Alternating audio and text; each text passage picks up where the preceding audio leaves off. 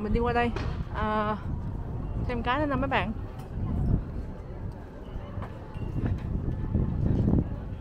Cái này nó gọi là A6 Intruder Attack. Intruder tức nghĩa là cái người mà xâm nhập đó mấy bạn, giống như là cái người mà đi vô tấn công người ta. Intruder là xâm nhập vào nhà người ta đó mấy bạn. Cái máy bay này á là nó là kiểu giống như là nó có bơm ở trên đó mấy bạn, mà nó dùng được trong mọi điều kiện thời tiết luôn.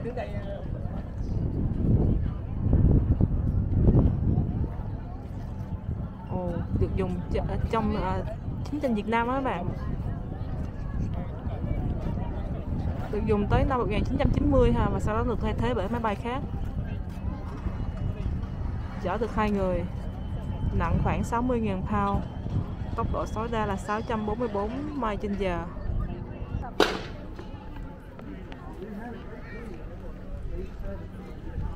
Ở đây chắc là cái khu mà cái intruder đó các bạn.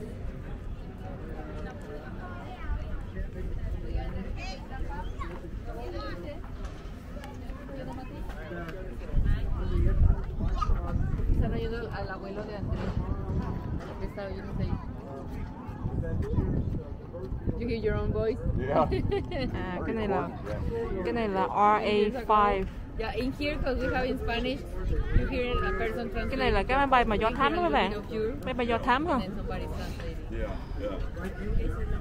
Trên máy bay này nó có trên cái bụng của nó các bạn, nó có camera, nó có mấy chụp hình á. Rồi nó có những cái sensor mà nó dùng bằng cái tia đỏ mấy bạn, tia infrared á. Nó có những cái thiết bị nữa. Nó dùng để do thám người ta ha. Được dùng trong chiến tranh Việt Nam nha. Nặng 79.000 mile. Nặng 79.000 pound. Tốc độ tối đa là 1.600 mile trên giờ. Và bay được khoảng 3.000 mile ha. Bay cao tới 48.400 feet luôn á. Nói chung nó là máy bay do thám nha.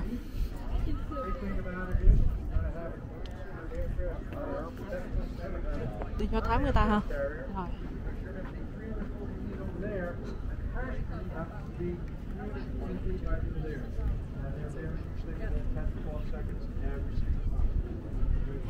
Cái này là FA-18 Hornet Strike Fighter, tức nghĩa là máy bay này dùng để đánh bom mấy bạn. Đánh bom đi chiến đấu luôn hả? Nặng 51.500 pound, tốc độ tối đa là 1.190 mile trên giờ, bay được 1.300 mile và bay cao tới 50.000 feet luôn. Ghê chưa?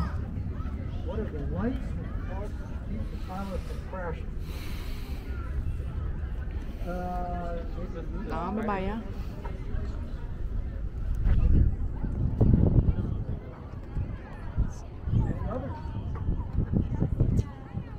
Thêm cái này cũng là máy bay đánh bom đó mấy bạn. Đó, cái này cũng đi đánh bom người ta luôn á. Thả bom này nó đó. Bên này cũng vậy luôn nè.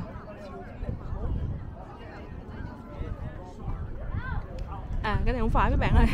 Cái kia bên kia là đánh bom còn cái này là cái nó gọi là C1 Trader Cargo Transport, tức nghĩa là cái mà chở hàng hóa đó mấy bạn.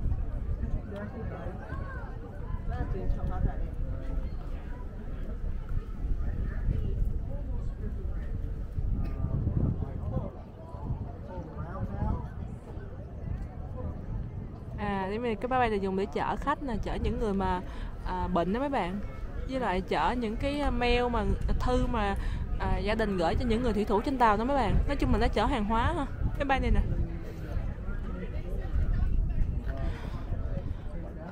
Còn cái bên kia là cái máy bay chiến đấu, máy bay thả bom ta.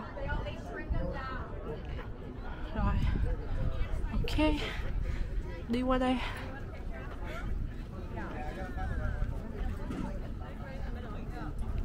Cái này nãy mình quay rồi, cái này là cái Sky Warrior nè. Mình quay cái này rồi. Rồi, ok. Mình đã đi hết một vòng ở đây mấy bạn ơi.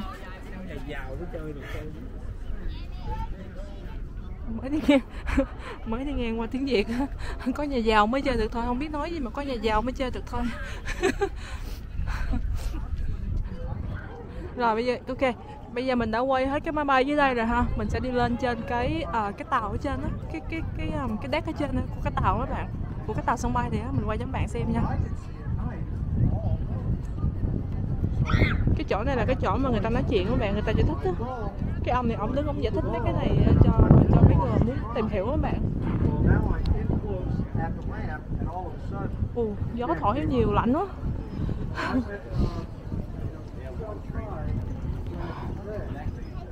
Rồi ok, đi lên nha. Những người đó, những người mắc kẹt trong máy bay khi nó bị rơi mấy bạn, thì ổng sẽ mặc cái bộ này ha. Rồi sau đó đi giải cứu người ta.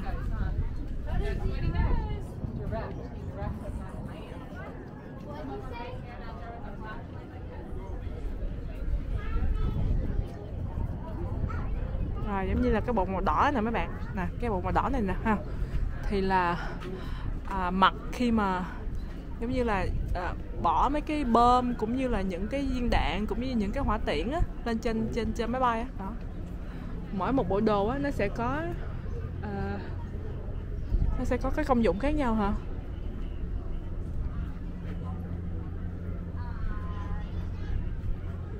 Rồi mặc đồ màu tím nè mấy bạn, mặc đồ màu tím mà khi mà cần phải tiếp nhiên liệu á, tiếp xăng, tiếp nhiên liệu cho máy bay á, là mặc đồ tím nha. Mặc đồ vàng là khi mà máy bay nó đậu xuống cái tàu sân bay này á, người ta sẽ hướng dẫn cho máy bay cái cách bay, cái cách taxi á, là cái cách mà chạy vòng vòng cho cái khung cái tàu sân bay này đậu vô mấy bạn. Đó. Thì là mỗi một bộ đồ á đều có cái công dụng của nó. Rồi ok. Bây giờ mình sẽ đi lên trên nha. Đông quá. Đông quá các bạn ơi.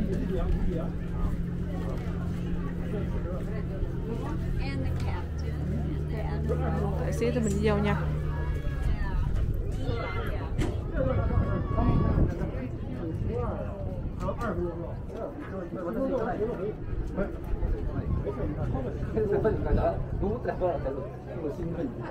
Rồi mình đi vô nha mấy bạn. Chỗ này cũng nhỏ nữa.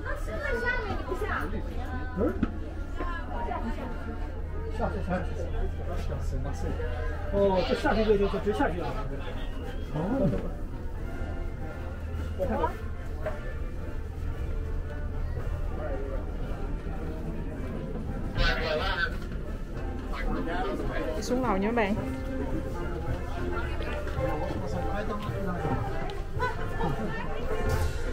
Xíu các bạn ơi, nhỏ xíu.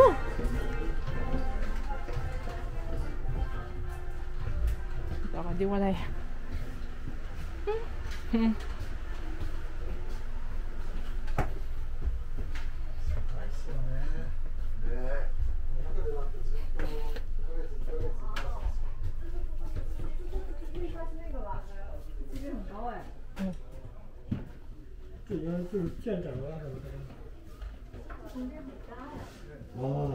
Đây giống như là cái phòng nha mấy bạn, phòng khách á. Đây là cái giường ngủ nha. Rồi, ok đi tiếp. Đây là cái phòng họp rồi các bạn. Phòng họp ha.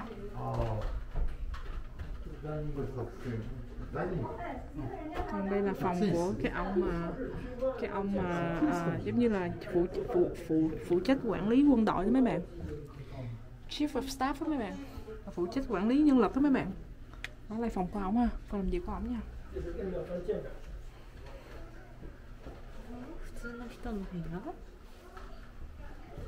Đây là phòng họp ha. Ở đây là kiểu như nhà bếp đó các bạn, nấu ăn đó.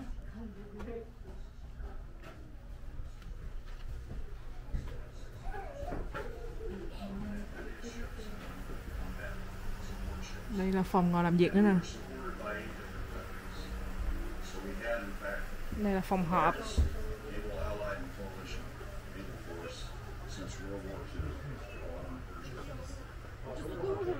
Rồi đây là phòng mà có mấy máy móc á mấy bạn, chỉ huy này nọ. Đó.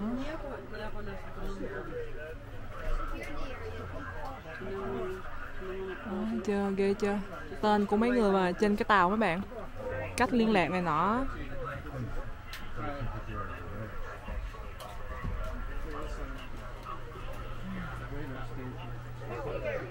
Đây là máy dò tìm radar nè. Đó.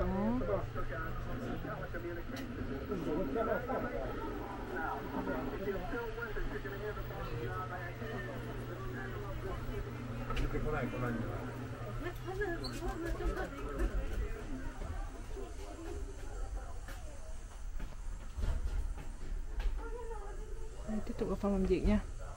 Rồi. Ở bên đây không có gì hết, đi ra lại nha.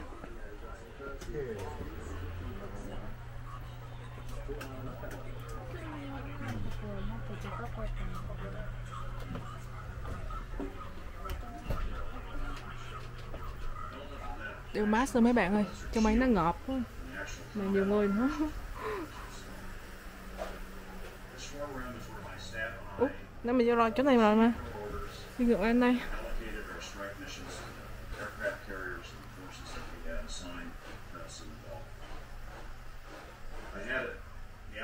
Cái phòng gì cũng không biết luôn. USS Midway, of course, my flagship. USS Midway. Đi. Lên đây.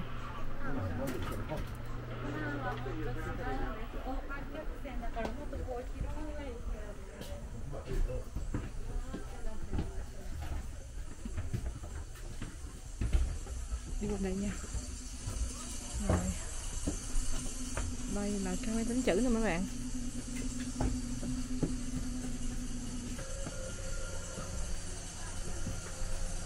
Máy tính chữ nha.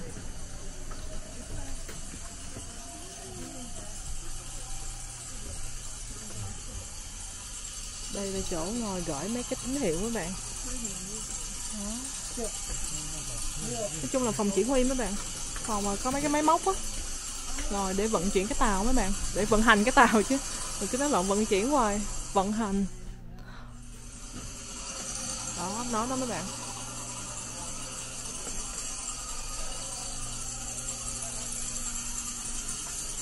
Trong kia máy móc à. Đó. Ghê chưa.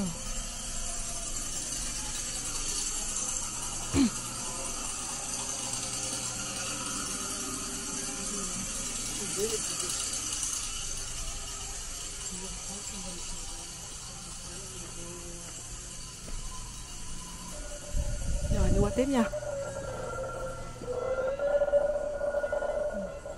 Đây nè. Phòng này các bạn nghe mấy cái tiếng không? Nó là cái tiếng radar đó.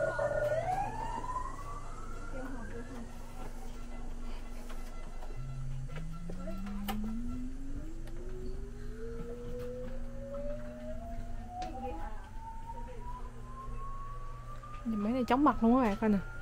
Trời đất ơi. Ghê thiệt. Rồi đi lên đây.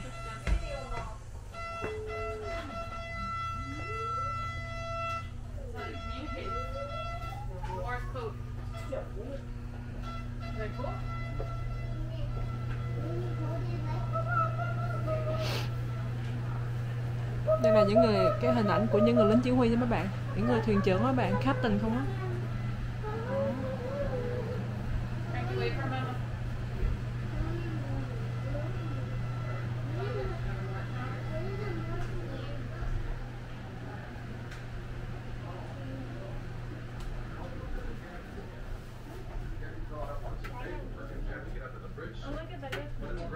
Ở đây là giường ngủ, ở đây là phòng tắm à. Rồi đi ngược lại mấy bạn ơi.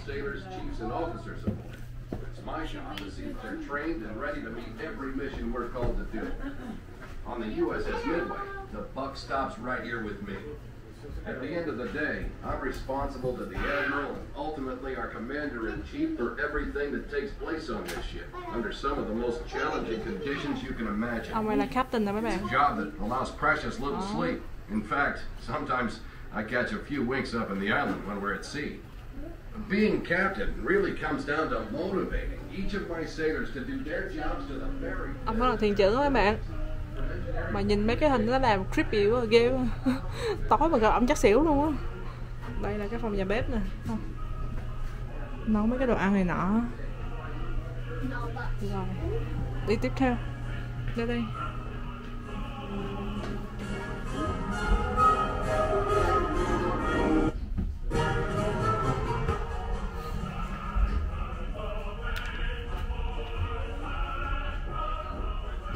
Rồi mình đi lên nha mấy bạn ơi. Phải đi một vòng mới đi lên được. Bây giờ mình ra ngoài rồi. Trong đó nó ngợp cái sợ luôn.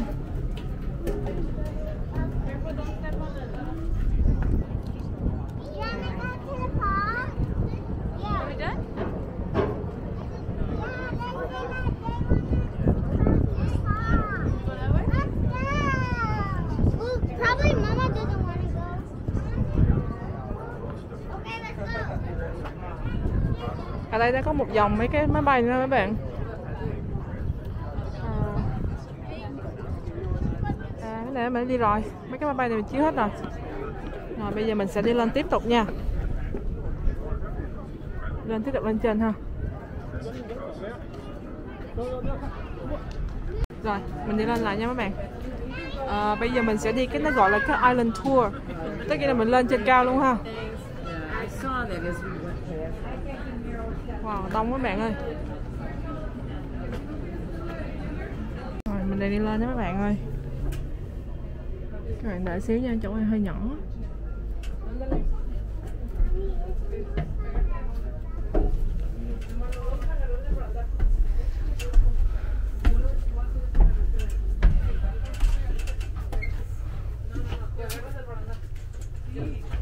Pegadita al barandal.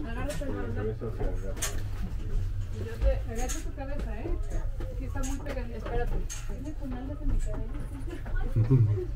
Agua así, ¿sabes? Sí, Leo cầu thang không á các bạn ơi. No te puedes ir por arriba de mí, nada más un escalón porque si te resbalas. Cuidado, amor. Sandrita. Sí, pa. Súbete, mi. Sube. Yo voy atrás, Sube. A ver, espérame. Espérame, no puedes ir sin mí. No puedes ir sin mí.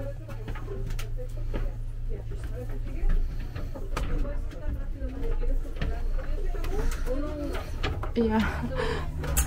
Có chừng đụng đầu các bạn ơi.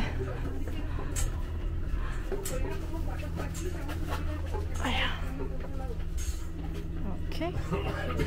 Lên được rồi, 2 cái cầu thang là bây giờ cái thứ 3.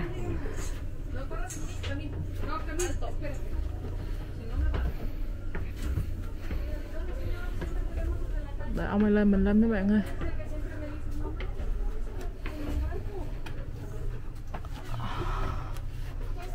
Despacito, despacito, tranquila. Agarra bien tus pies.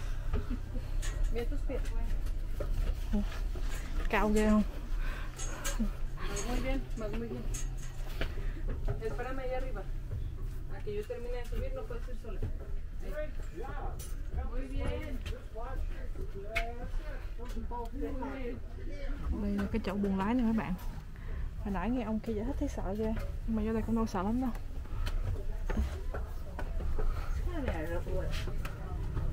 Okay. That's why it says. Thank you.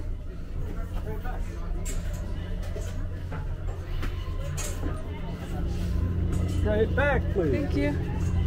right here. You can put your backpack on your back. Okay. Take your picture. Rồi ok.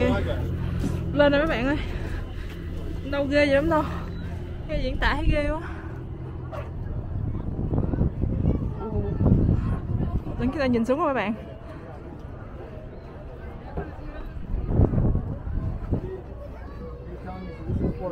Radar, what does that mean? It's not radar. Huh?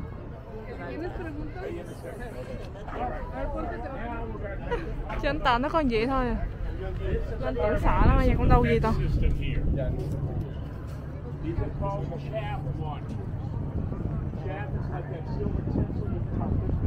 Các bạn thấy chưa? Đẹp không? Đây là cái phòng chỉ huy bên kia kìa thấy không? Đó, mình đứng trên cao rồi.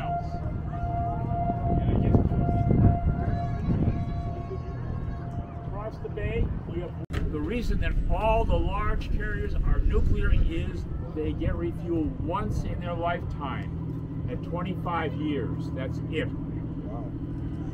We go through 100,000 gallons of diesel fuel every day on this ship, and that's at half speed.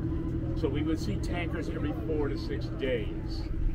They only have to see tankers to fill up their 3 million gallons of jet fuel that they carry.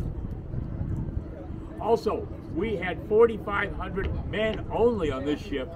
They have 5,000 personnel, but 20% are women.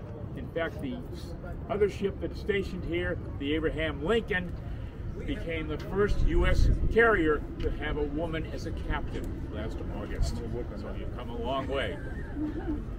The hills that you see in the distance, that's Tijuana, Mexico. So now you've seen Mexico, you go home. All right, come on, follow me. Rồi ok, đi nha mấy bạn.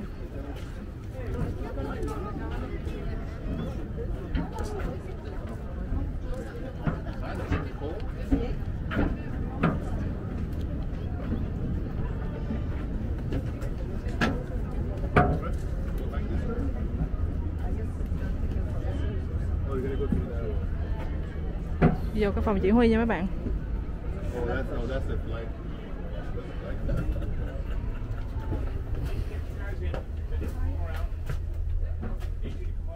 Sure. Đó, vô rồi mấy bạn. Ồ, ghê chưa? You want to go sit there, baby? Sit there.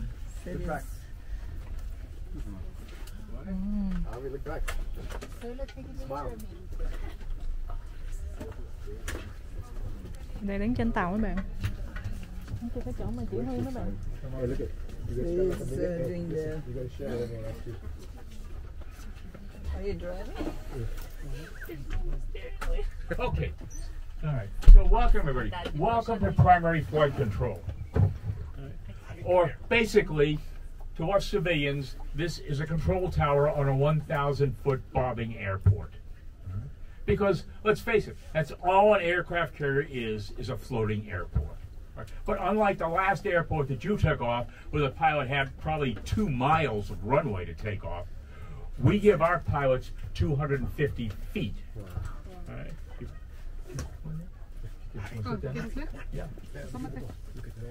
At the end of 250 feet, the plane will be going 150 miles an hour. It will take them 2 seconds to get there, and the pilot will feel 3.5 times his weight pushing against him.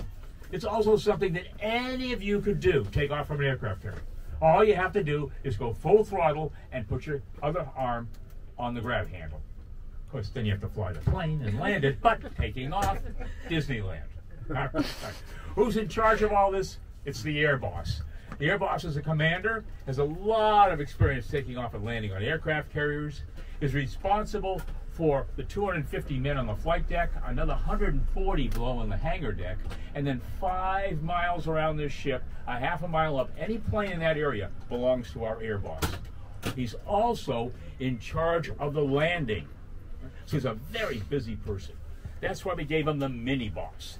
Look at the mini boss like a co-pilot in an airplane. Same credentials, and after a year, the air boss will move on, and the mini boss will become the air boss. They want to know what planes they're dealing with. It's on this board here, so we're going to swing that board around. Now, when I'm updating the board, I'm blocking their view, and that's not good. So they're going to put me behind the board and teach me how to write backwards and neatly. Wow. Against the window. Those are the insignias of the air squadrons on board. All right? The air squadrons do not belong to the carrier. They are just visitors. When an air squadron is flying, there will be a junior officer up here called the tower flower. He is up here for one reason. In case of an emergency, the air boss will look at him and say, what's wrong with that plane? Because even though he's flown a lot of planes, he may not know mechanically what is happening with that plane. Over here, we adjust the lights on the flight deck. You look out today, even with the haze, you can still see the horizon, you see the ship, you see the water. At night, you just see lights. And the lights are going up and down, and they're going back and forth. Right? They may be bright or they may be dim, depending upon what part of the world we're in. Landing on an aircraft carrier at night is the scariest thing a pilot will ever do. In fact, during the Vietnam War, they put heart monitors on some of the combat pilots. They found their heart rate was higher landing on a carrier at night than when they were in combat. Over here, this is the control of the Fresnel lens, which is invented by the British. It's a beam of light that's sent up from the carrier that the pilot will follow down for a safe landing. On the back of that helicopter is a board that shows you how it works, and the real lens is right next to it. Basically, you have 5 vertical lights. All right? The one the pilot's looking for is the center light. All right? That's called the meatball, or the ball. All right? If he sees an amber light above that, he's going to give it less power and drop the plane down. If he sees an amber light below, he's going to give it more power and bring it up. The bottom of the lights is red. If he sees that, he knows he's in trouble because he's flying too low. And if he doesn't correct it real quick, the pickle switch, which is being held by the LSO officer on the back of the ship, is going to be activated. And what that does is it sends that board with a whole bunch of red flashing lights. And that's telling the pilot, go around and try it again. Not something a lot of people want to do, but it has to be done sometimes. The next person can never go around and try it again, because that person we're going to see is called the navigator. So, follow me. I have a question. So how old is this boss? How old is the boss? Yeah. Probably. Not 18. You go first, right? Michael, how old would you say an air boss would be? Cái chỗ này á, là cái chỗ mà người ta chỉ huy giống như là mấy cái airport tower mấy bạn, cái chỗ mà chỉ huy mấy cái chuyến bay lên xuống á bạn. Thì đây có một người ngồi ở đây chỉ huy ha, giống như là air traffic á mấy bạn. Mình đi tiếp nha. Was he an air boss? This guy? Who was this guy? He had my job during the week, and he was a prisoner of war in Vietnam, and he passed away 2 years ago. Oh, okay. But he wasn't an air boss, right? He was a pilot during his active duty time. Wow. Yeah. I'm a pilot, but I'm not a naval aviator. So I'm a civilian pilot. Cái ông mà nãy giờ ông giải thích cho mình đó mấy bạn, ổng làm thiện nguyện ở đây á, ổng cũng là phi công mấy bạn, nhưng mà ổng là phi công của thường dân thôi, chứ không phải là phi công trong quân đội ha.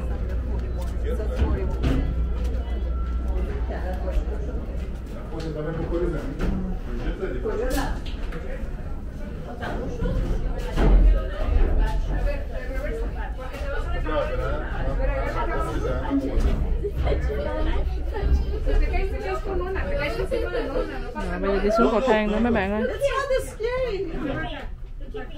Bây giờ mình đi xuống nha mấy bạn. Leo như leo địa đạo vậy trời. Bạn biết địa đạo Củ Chi không? Leo giống vậy á.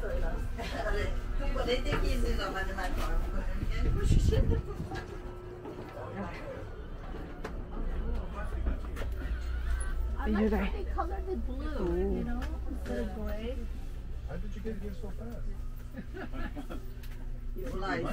Cái này giống như cái phòng chỉ huy thôi.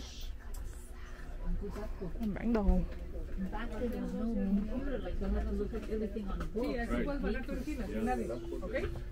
The ship was built in 1943 and it was decommissioned in 1992.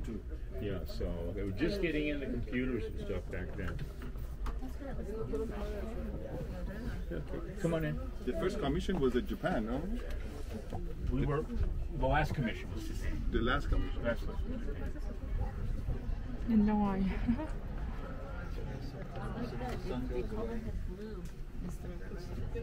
Inside. I said I like that they color You want to come blue forward? instead of letting it be gray. Why they chose colors, who knows? Somebody was probably having a sale. Okay. How are we doing back there? Doing good. You got everybody? Yes, sir. This is where the navigator and the quartermaster hang out, the chart house. All right. They use charts. Charts are for water, maps are for land. This chart here Yokosuka, Japan. We were there our last 17 years. The Ronald Reagan is there now. The center one is Subic Bay in the Philippines, across from Manila, and San Diego Bay. Big challenge for the navigator. How do I get this 69,000-ton ship safely out of the docking area into the open ocean? Now, once he's done that, he's got another challenge. Where am I? One of the instruments he's going to use is called a sextant. There's a picture of one here, and there's a real sextant in that case there. Right? The sextant is going to tell the navigator within 1 or 2 miles where the ship is. Not bad for an instrument that was invented almost 300 years ago. Still in use today. You go up to the bridge of a Navy ship that's out at sea, they'll use a sextant every day. And why not? No batteries, can never be hacked. Another older type of navigation that's still used is called dead reckoning. Now, pilots use this also because it's so simple. You go a certain distance on a certain course for a certain length of time, and that's it. All right? And why not? We need to know the non-electronic ways of navigating in case the electronics are somehow knocked out. I guess you heard China just recently took a satellite and threw it out. It was one of their own, to garbage land, but you never know. It's now the 80s. 3 magic letters have appeared. G, P, S. Very good. Okay. Right over there, that 10 by 12 box, that's the GPS unit. They were so excited to have GPS. But unlike today, well, we had 28 satellites, I think. We only had about 6, so they couldn't use it all the time. We want to know how deep the water is? We'll go up to the fathometer. It's going to bounce sound waves off the ocean floor. Well, if you're in the middle of the ocean, it really doesn't matter how deep it is. But as you get closer to land, you'll notice that in the white areas, there's a lot of numbers on the charts. That tells how deep the water is at low tide when the chart was printed. Right? Now, we want to make sure it's still that deep, because the one job you don't want to have is the captain of an aircraft carrier that runs aground, and you know what's going to happen to him. Fired. Now, to go over and see the captain, we have to cross Vulture's Row. And Vulture's Row got its name because when the flight deck is being used for takeoffs and landings, it is so dangerous, only those with jobs are allowed. So, the sailors would come up here, they'd be looking over the railing, out the flight deck, the guys on the flight deck will be looking up at the sailors going, hey, they look like a bunch of, and that's how Vulture's Row got its name. And every aircraft carrier, even the new one, all have a Vulture's Row.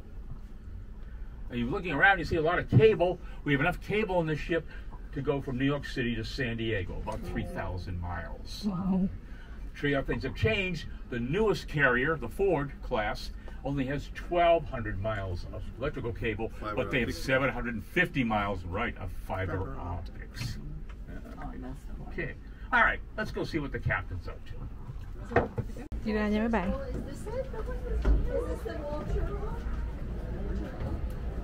The Vulture Row, where is this one? We're talking about Vulture Row? Vulture's Row. Yeah. Vulture's Row, where is it? I'm on it. This is it. This is Vulture's Row. So you're looking down. You see what's going on with the flight. Nice. It goes all the way from there. Nice. All the way over here. That's so they can look at what's going on.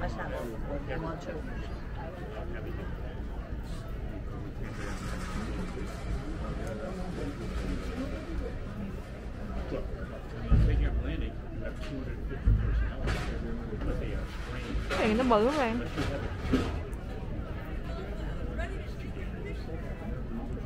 Cái chỗ nào mình đứng ở trong á là cái chỗ mà mấy người mà nó gọi là navigator đó mấy bạn.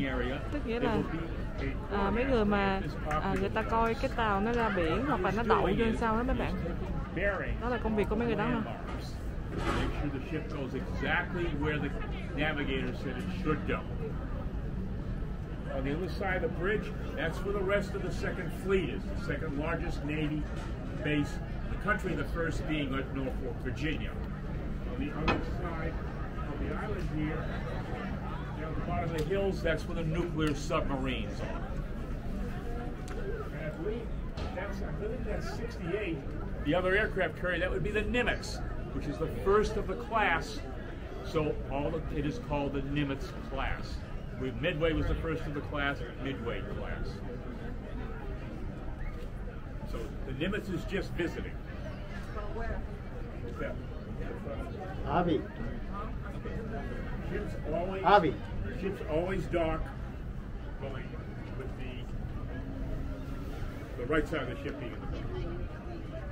Starboard. Vô trong rồi các bạn ơi. So the admiral is on board. It's like a general and the captain's like a colonel. He outranked him, but the captain was still in command of the ship. We were part of the admiral's fleet. Nobody but the captain ever sits in that chair. It could be 3 o'clock in the morning, it doesn't matter. I've had retired sailors who still won't sit in that chair. Once the ship is out of docking area, the captain in writing will give command of the ship to the officer of the deck. Junior officer of the deck is over here. This is where the junior officer of the watch is. He's looking at the marine radar. That's the thin radar that you see on top of the ship. The big black radar, that's all for aircraft. He's also scanning the ocean, and what he's looking for are ships that we're not sure if they're friendly or not. And when he finds them, just like in Fly, there'll be someone standing behind the board here, writing backwards, so our captain can look in and see what's going on. Ah, good, we have a gator. Yes, sit down, gator, we need you. You're important. You're not any old gator. You're the navigator. Over here is another captain's chair. Hi, Captain. The captain is there when the ship is docking and when it is being resupplied. Right. Over here is where the helmsman will be. He's 19 years old, and as he's turning the wheel, there's a pointer in front of him, and that's telling him what degrees the rudder is at. People say he can't see very much from back here. He doesn't have to. He's only using the gauges. Now, on the nuclear-powered ships, this is replaced by an LCD screen, and this is about the size of a pizza plate. Over here, this is where the lee helmsman will be. He is sending instructions to all 4 engine rooms at once. Top part you've probably seen in movies, 1/3, 2/3 full. The bottom 3 knobs, he's telling the engine room how many RPMs those propellers should be turning. The most they can turn is 202 RPMs. We're running mostly at about 100 RPMs. And remember, at 100 RPMs, we're going through 100,000 gallons of diesel fuel every day. As you leave on the tour, you'll go through this passageway over here. You're going to go past the cabin. That's the captain's sea cabin. He's going to spend 95% of his time there because if there's a problem, he wants to get to this chair real quick. When you go on the Admiral's Country Tour, you're going to see the captain's port cabin. He's there very little time, meetings, paperwork, that's about it. And that's about it for our tour. Those that would like to leave, you can go down this passageway and go downstairs. Otherwise, hang out till the next group arrives, get your pictures in the captain's chair, steering the ship, gator chair, ask me questions. One question I have for you is, how different or how same is this ship compared to the newer versions, like the Nimitz and all that, like as far as structurally? Like, is the captain's chair still... What is a Model A Ford compared to the modern cars of today? Okay. All right. Okay. Gotcha. Very different. Okay. Electronic-wise. Right. First of all, the bridge here would be twice as wide. Oh, wow. Okay. Yeah, twice as wide it is. All right. This ship was made in a year and a half. It takes a new ship's about 9 years. Okay. Rồi, bây giờ mình đi ra nha mấy bạn.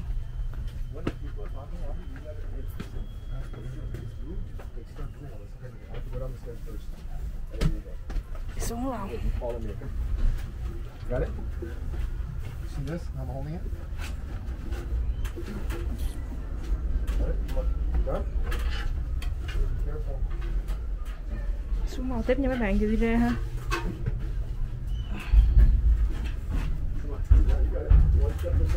Cái nào nó cũ lắm rồi các bạn ơi. Từ 1945 tới giờ.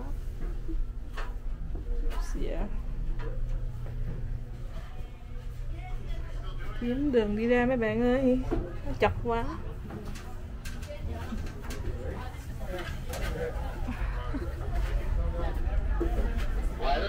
Ok, nào mình ra mấy bạn ơi. Bây giờ xong. Ok, mình ra ngoài rồi.